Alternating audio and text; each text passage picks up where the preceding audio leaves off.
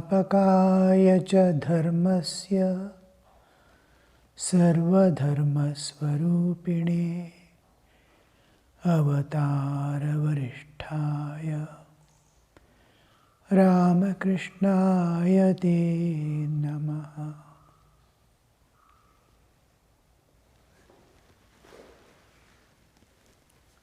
Renunciation. An important aspect in human existence to transcend nature and go beyond into the eternal. The only way to transcend this relative existence in which we are living, the universe, the cosmic existence in which we are living, to go beyond it and enter the realm of spirit, the Chaitanya, the ocean of Satchidananda. The only thing is that can take us beyond is renunciation. There is no other way. There are certain factors that make you unaware of the one is renunciation means you overgrow and go beyond. By your evolutionary process, the nature helps every jiva to evolve. From animalhood, we come to humanhood. From humanhood, we go to the divinehood. As we evolve, we expand. And this growth makes you indifferent to all things of the world. Another nature has provided human is the heart that loves. Love is one of the factors that make you totally indifferent again to everything of the world. One is because of growth, another because of whole your attention is captured. And whatever you love in this world is perishable, destructible, and you will be disappointed each time you love anything of this world. And whatever you love, an object or a person you love, that person is not in its own possession, that it can give itself to me. Suppose I love some person, that person is caged in his own vasanas. When I ask, come and sit here, he says, no, I have got business, I have got this one. My love remains unfulfilled at all times. So, I cannot possess an object that I love because it is not in its own vasha. It is not in its own possession. If it is in its own possession, it can give to me. It cannot give. And after giving also, there won't be fulfillment. Because all the layers of my existence are not transparent, but are filled with the vasanas, and vasanas try to catch the object. The love fails. So, love cannot, when diverted toward the world, cannot give you fulfillment and make you become indifferent to all things of the world. When it is direct to higher realities, God in any of its aspects, divinity, purity, and these things, as you towards the ultimate reality, when it is directed, when I start loving God, the God who is present in all beings, all pervading and the substratum of this universe, when I start loving, then I become indifferent to all things. That is the another way by which I become indifferent to all things. The renunciation is marked by that. Another is by practice of renunciation, which I tear away from the objects. Like the Advaitin, he takes everything as Maya, as bondage, as suffering, cause of suffering. He analyzes. And when it comes to the bodily rejection, to deny I am body, it becomes very difficult.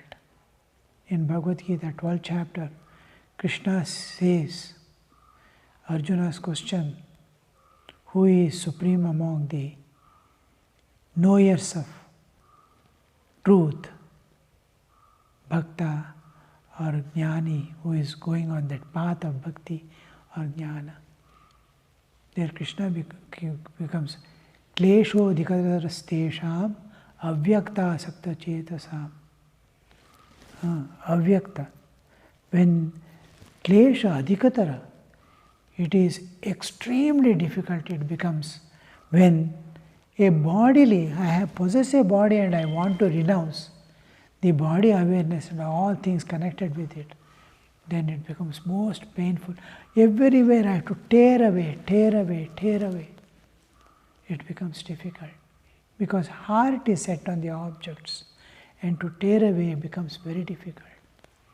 And to deny the body, mind and all becomes very difficult. So this is another way by which I overcome or renounce all the things and move forward. There is actual essence of renunciation. Apart from all these aspects of renunciation, naturally we grow. There is in Yoga Vasishta, when you come, you have a beautiful story there. A king, Shikidhwaja, will be there. It's a beautiful article. Leave the tail and head like fish and grasp the middle one. It is a wonderful story, the way in which he presents every part of it, every word that is told in that. Sometimes take little time to read that particular part of the Yoga Vasishta in which the Shikidhwaja's episode comes into picture. His wife, the queen, is a woman of high caliber, unimaginable capacity, and by birth she is of pure nature and a life of sacrifice. Like a mother, she used to love every citizen of her country. And the king and queen were so loving, and they were full of enthusiasm, and the whole kingdom is flourishing in every way. Everyone used to praise that queen. And king was an equal participant in the queen's wishes. And as the time passes, slowly they will be enjoying their life. At the same time, they will be king and queen, as if the whole social structure is their own and they are responsible for every jiva in that country.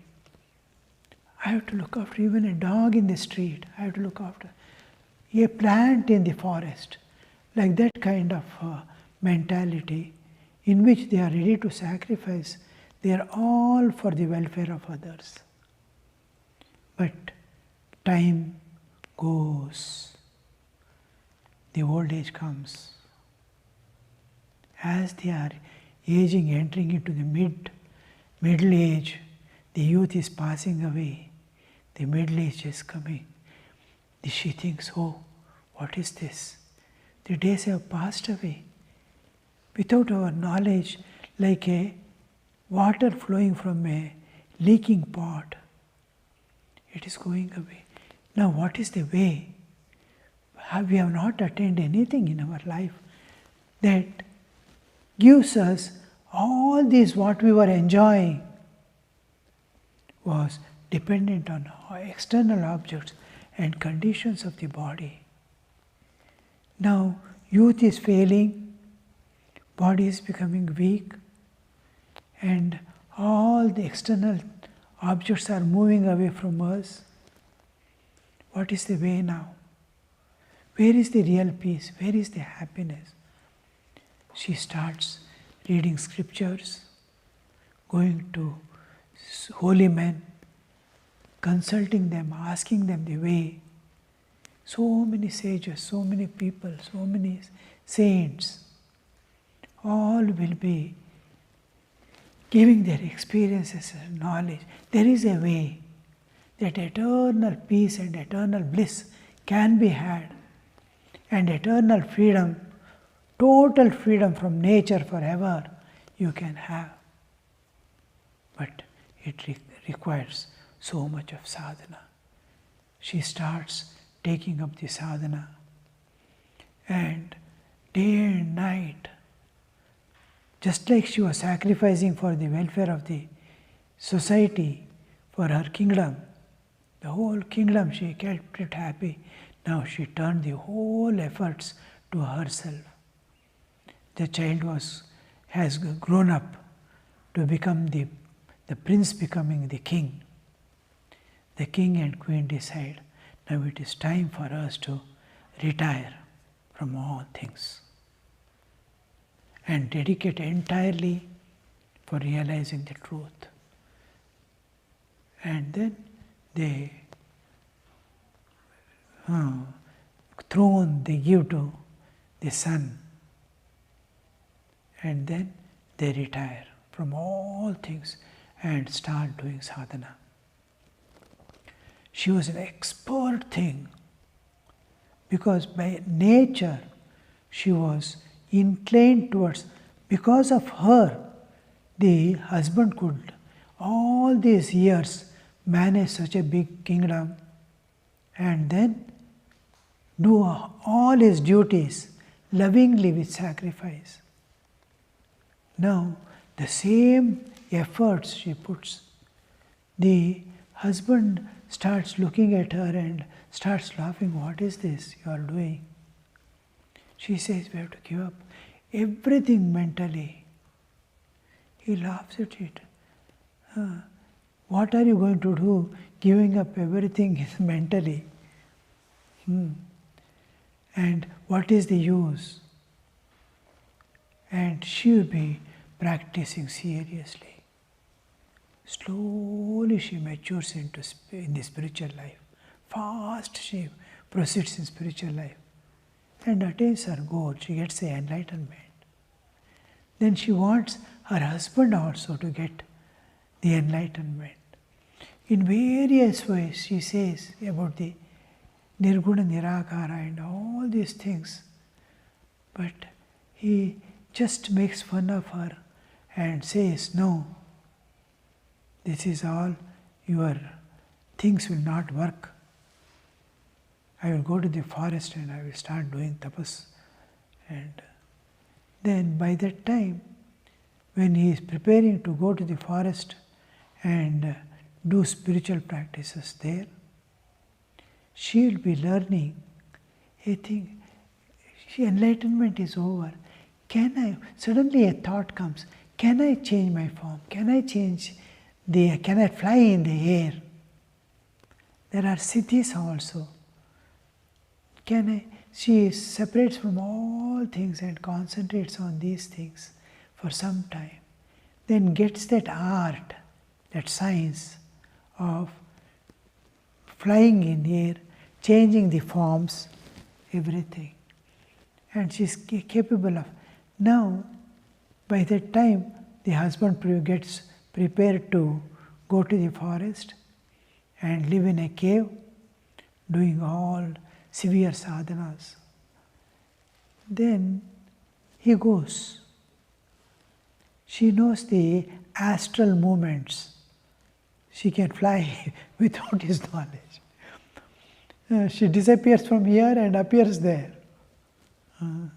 In Patanjali Yoga Sutra also you'll get these things, siddhis.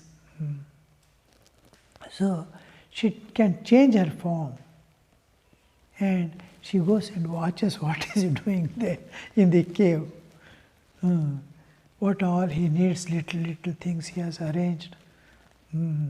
Mat for sleeping and begging bowl and all, something in case he has to beg somewhere.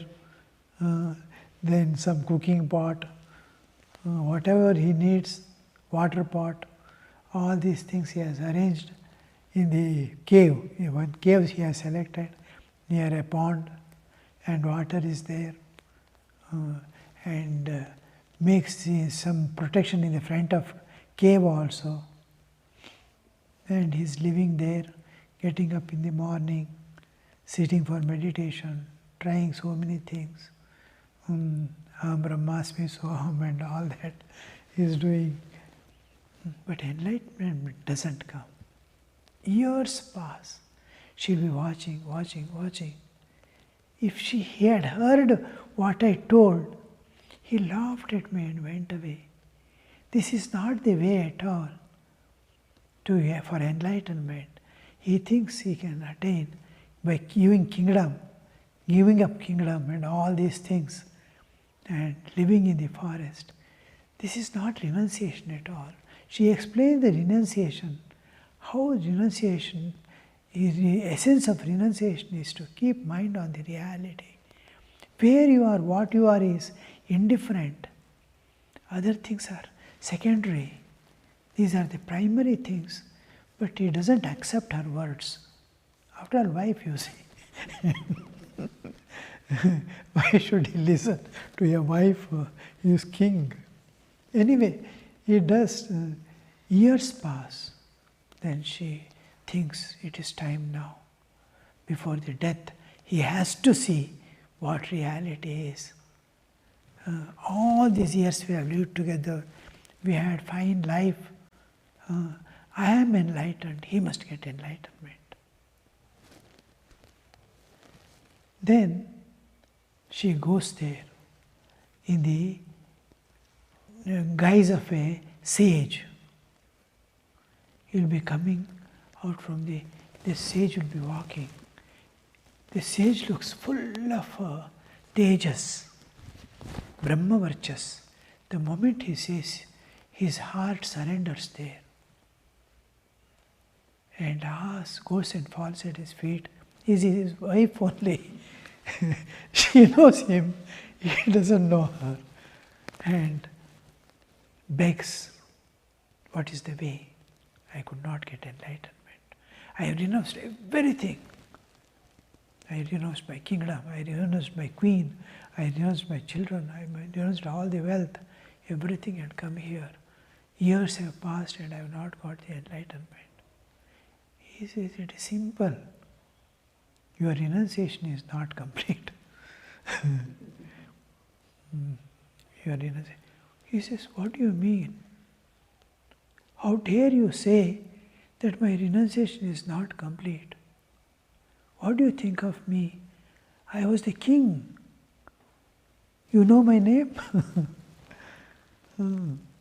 Shikidvacha I am. And I have renounced everything. I have renounced my kingdom. wealth and wife, all name, fame, everything I given up and come, and you are telling that your renunciation is not complete. What do I have? He said, no, your renunciation is not complete. He says, what do I have that you are telling that my renunciation is not complete? This kutia, this cave, and a few possessions, this you are thinking I will be. He says, no, you are thinking that you can do, and something from within is making you do all this. That which is making you do all this has to be renounced. He says, oh, you are telling me. He could not grasp what he is telling. The ego is making him do all this. The only thing he has to renounce is ego and mind, a part of mind which is ego. And he thinks, he goes and drags out all things of his possession. One by one, he puts big fire. All he collects and starts putting fire.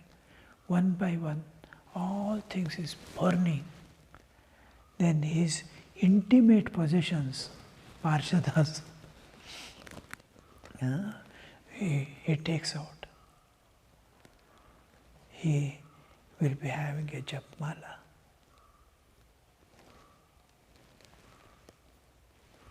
He looks at it and says, oh Japamala, all these years you were a trusted friend of mine, and I was, wherever I sat, wherever I spent my time calling on God, I rolled you on my fingers thinking of God, and you helped me in every way. But till now, wherever I went to, whichever temple, all places I took you as trusted and went on. But till today, you have not returned what you have to give me, you have not given me. What I expect from you, I could not get. Now you go back to your source. He puts that in fire. Then he takes out his asana. Wherever he is that deer skin, he takes out and says, wherever I went, I took you on my back.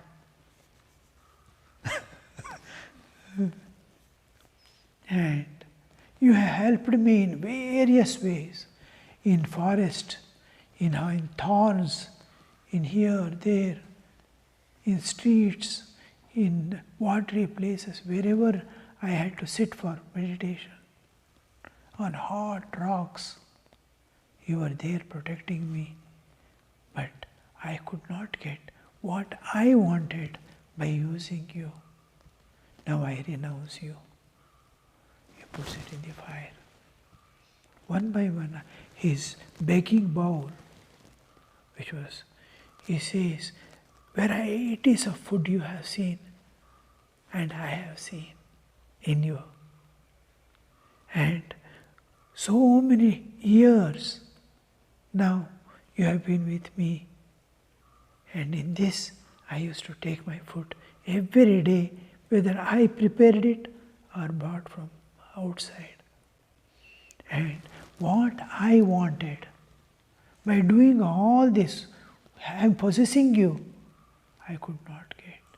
Now I am renouncing you. So, water pot. From fire you came, earthen pot. From fire it comes. It is baked. From fire you came. And unimaginable is the help that you have rendered me. Because without water, no survival is possible. But today, I am renouncing you. Everything, one by one, he puts into the fire and burns down. Last is wearing clothes. Clothes means the skins, deer skins that we used to wear in forest. All that he takes out and then puts in the fire. He stands there naked, seeing everything burning down. Then that in the form of sage, that boyish sage, then he looks at him and says, "You are the divine child from the heaven. Now I ask you this question. Is my renunciation complete? I don't possess anything. I have burned down everything. His kutia, whatever was there, wood, this, that and all he had kept. In whatever for protection he had kept, whatever for tomorrow he had kept. Everything he drags out and puts in fire. And he doesn't have, he says, I don't have possession. He says, your renunciation is not complete. He says, this moment I am going to go away from this forest. I am going to renounce this forest also. That boy says, no, your renunciation, even if you leave this place also, your renunciation is not complete. Then he says, oh, only thing that I possess now is my body. This bodily entrail in which the flesh is there, bones are there. If this is what I possess, I am ready to crash it down from the cliff. Look here. I am going to jump from there. Let this body go to pieces.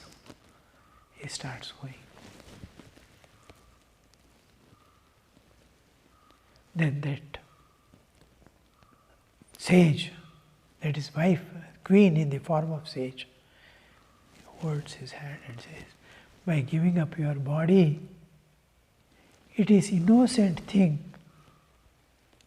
which is not going to come any time in your path, and it is the only thing which can help you in realization of God. And throwing away it, the innocent thing, what are you going to attain in your life? What are you going to? Even after you leave the body, your renunciation won't be complete. You may not be having possession of this body, but it will make you, what is inside you will make you acquire another body and continue the same thing till you attain inner peace, till you attain God, till you attain your Atmic knowledge. You are not free. Your renunciation is incomplete. He says, what have I to renounce then?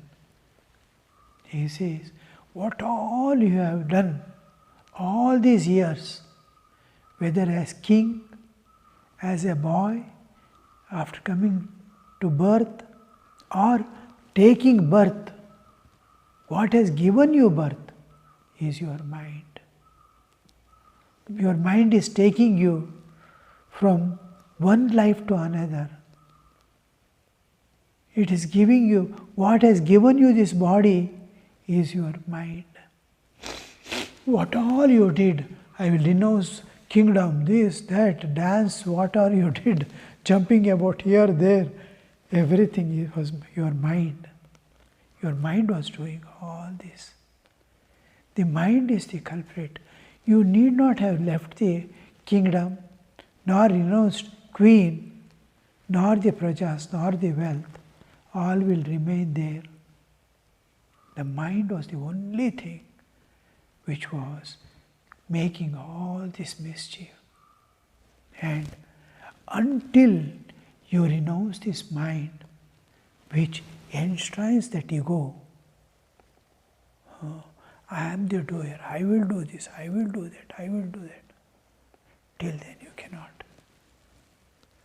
This is the only thing you have to leave. And then immediately you will see that the self-knowledge has dawned upon you. The only screen that is holding you away from that is none of these things, because each time he wants to renounce, I will denounce the forest, I will denounce this one, I will denounce Dr. Prakash Bhaiya, I will denounce this, I will denounce that. I will go on.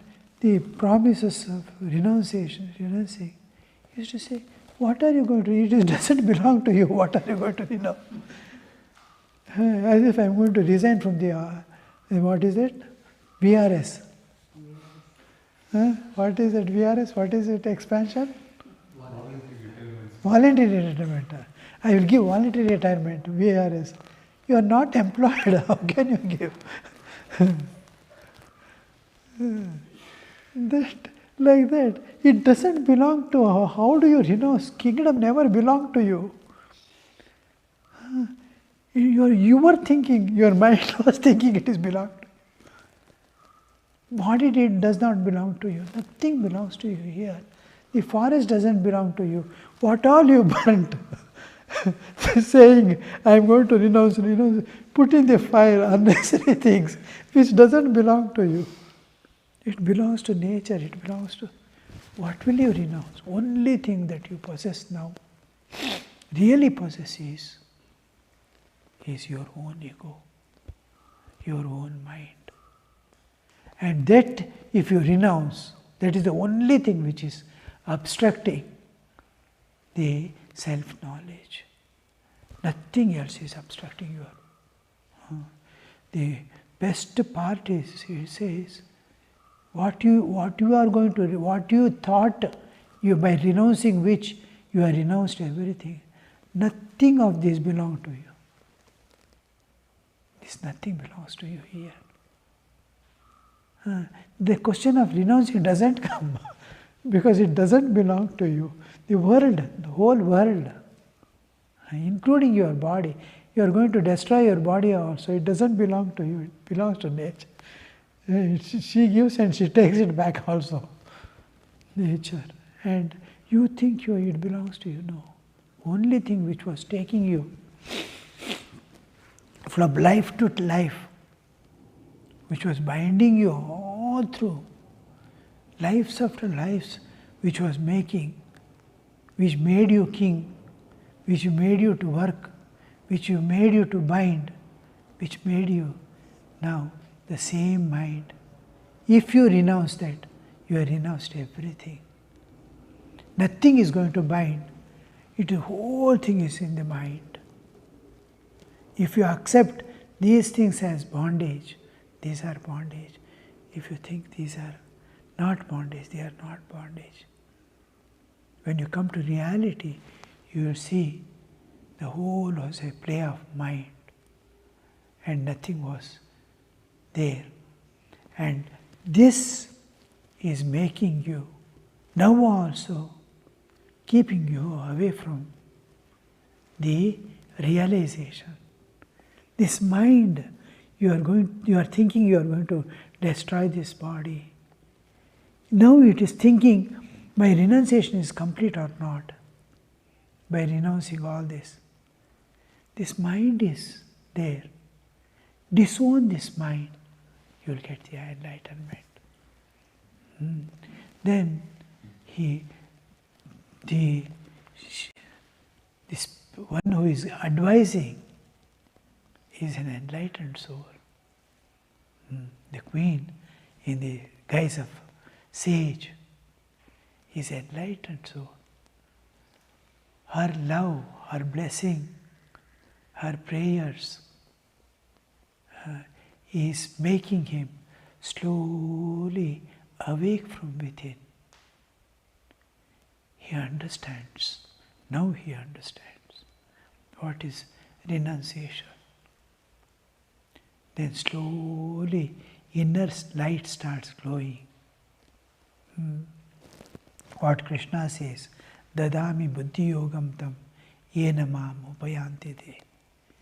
Dadami buddhi yogam, that in buddhi must get enlightenment, and that the atmic light must fall on the buddhi. Now it is attached to the world and mind, and whatever mind demands, the buddhi was. Now it is getting enlightened. The light of the Atman is falling on it. It understands in clarity, yes, what the sage is telling is true. Oh, I have to detach myself from this mind. I was trying to detach from all external things which were not part of my existence, which had nothing to do with me at all. Now, only thing that is attached to my existence and making me limited is this mind, in which is enshrined the ego. When Jada and Chetana come together, there emerges a ego which neither belongs to Chaitanya nor belongs to Prakriti.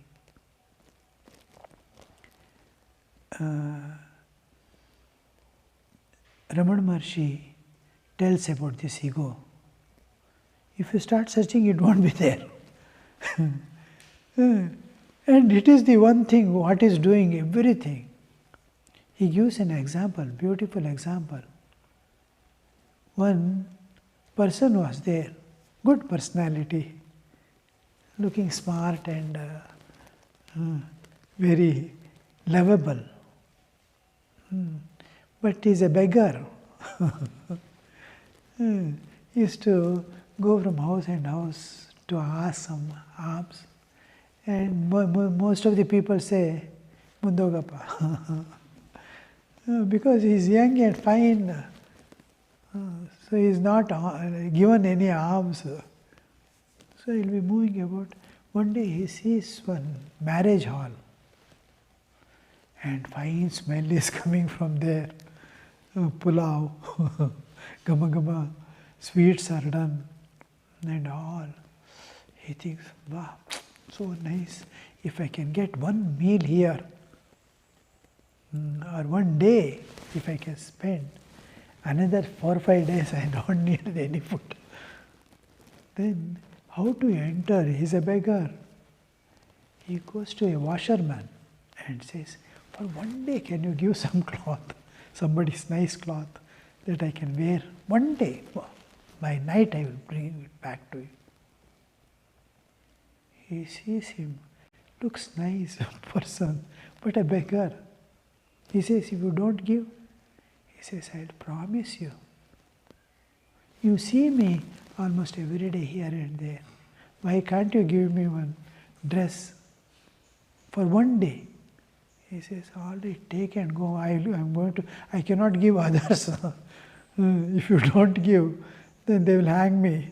Instead, I will give my own. Then he gives his own dress.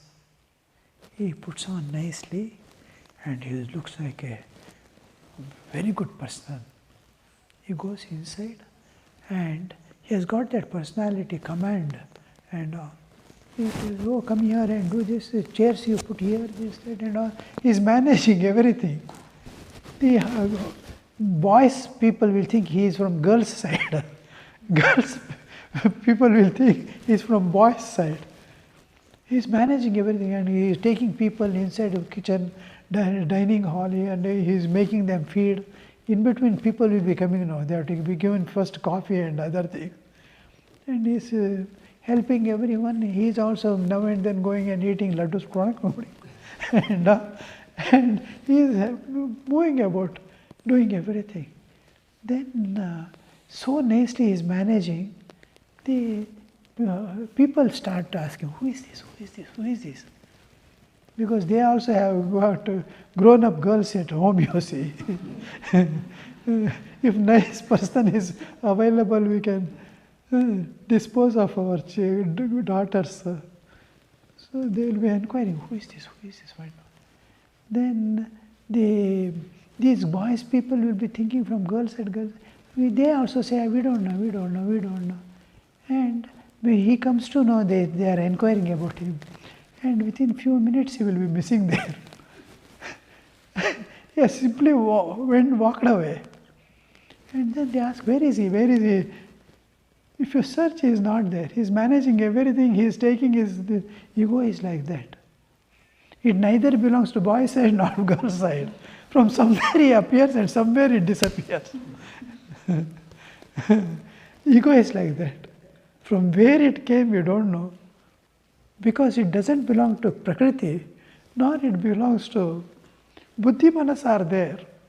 Pancha Jnanendriya, Pancha Karmendriya, Pancha Prana, Buddhi Manas, Pancha Bhutas, 24 cosmic principles are there. In that, ego doesn't come. Ego comes from somewhere. When Chaitanya and Jada comes together, when ego comes, and it disappears. If you search, it is not there. So that has to be, that is managing everything. It is making me see that ego. He says, I will drink water, I will do this. That ego is sitting in every one of us. Beautiful example Ramana Maharshi gives about this ego. Start searching it. Then you penetrate beyond the ego. You will find this self, koham, who am I? To search. First the ego dissolves and then the door to perfection opens. So this, she says, then from the inside the light starts glowing. He understands the whole secret of renunciation and attainment. Now he detaches himself from that mind. Whole thing comes down. There is great peace inside. There is great joy. The real renunciation has taken place. He is free from the Prakriti, entire Prakriti, and he is himself. The pure self is shining from within. Then the wife looking at his face, she is so happy. Now he has got the enlightenment. So this is an important thing, renunciation. What are we going to renounce? Is what is binding us from deep within. Lives after lives, that one seed is coming, that bija. Vasana bija sudanaya. Ramakrishna. Vasana bija. That bija, it is taking the form of mind and ego and is taking us from one, the tree may go away, the seed remains. It gives birth to another tree and that tree also goes, another seed remains. Before that tree falls off, each time you took a body, a tree came up and it left one more seed of vasana for the next continuation. And that encasement in which this vasana and ego were enshrined was this mind. And this dissolved and he got the enlightenment. You have to read the original. When you read any stories in any of the Upanishads or anywhere, don't take it literally. And intention, always the stories have intention of giving you something. Don't stretch its meaning beyond the intentions. It will create confusion. Because it's most important. A story is made, then you will ask one question, why that person came, what is this, why she learned that art of, after realization what was the need of astral movement, taking different forms. What? That is story. What he wants to tell, the intention is, the mind is the culprit and it has to be renounced. What is renunciation? The stories, so many stories are there in Yoga Vasishta. Just to take what is the author want to give through in and through that story. Don't hold on to the story and leave that essence. If you hold on to the story, you will go on asking questions about the story. Story is built up only to give you. Just like some people bring some article and the children will take and go away. He will go on reading the cover. Who manufactured, where is that company, what is the price, how much profit he might be having. If they are enjoying the content. So you are sitting with this only. So the cover is given to make you get that essence. Always don't stretch the story beyond the intention. An important message you have to keep in mind is when you read, because I am asking you to read the story, don't get confused with the story. Go on reading and take out the essence. Just like any other jackfruit. How many things are there to be thrown away? You will get few inside fruits, small fruits. The rest is thrown away. All right. Om Shanti Shanti Shanti Harihi Om Tat Sat Shri Ramakrishna Arpanamastu